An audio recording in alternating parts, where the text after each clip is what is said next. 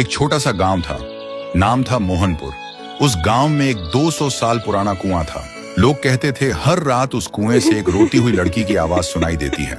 लेकिन एक बात सब लोगों को हैरान कर देती है, मोहनपुर गांव का जो भी लड़का उस कुएं के पास पानी पीने जाता है, वह 2 दिन के अंदर मर जाता है और मरा हुआ शरीर गायब हो जाता है। और एक दिन इसी गांव में एक शहर से अर्जुन नाम का लड़का आता है। अर्जुन वह छुट्टियों में अपने दादाजी से मिलने आए थे। एक दिन अर्जुन गांव के लोगों से सुना है कि वह कुआं बहुत डरावना है और कोई उसके पास नहीं जाता। लेकिन अर्जुन सोचते हैं डर सिर्फ अंधविश्वास है और कुछ भी नहीं। एक दिन धूप में जाते हुए अर्जुन को प्यास लगी और बिना किसी से पूछे वो सीधा उस कुएं से पानी पीने चला गया। तब अचानक से एक लड़की का चेहरा सामने आया। अर्जुन डरा हुआ था और तुरंत वहां से भागकर घर पर चला गया। उस रात उसे नींद नहीं आती। हर समय उसे लगता है कोई उसे देख रहा है और कोई बुला रहा है। अब उसे भी डर लगने लगा था। फिर सुबह अर्जुन ने एक बुजुर्ग से पूछा, चाचा ये कुआं इतना डरावना क्यों है? चाचा ने बोला, यह कुआं बहुत पुराना है।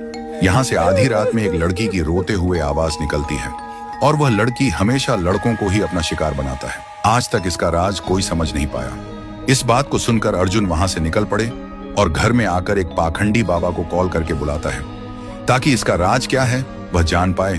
और आखिरी दिन पाखंडी बाबा आता है और गांव के सभी लोग इकट्ठा होता है। पाखंडी बाबा उस कुएं को देखकर कांपते हुए कहता है कि यह तो बहुत ही भयानक है। कुएं के अंदर जो भी है उसको पकड़ना मेरे बस के बाहर है। ऐसे बोलकर पाखंडी बाबा उस गांव से निकल पड़े।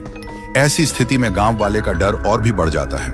अर्जुन के मन में सवाल उठते हैं कि उस दिन मैंने जो देखा क्या वह मेरा वहम था, और आज तांत्रिक ने क्या देखा जो डर के भाग गया।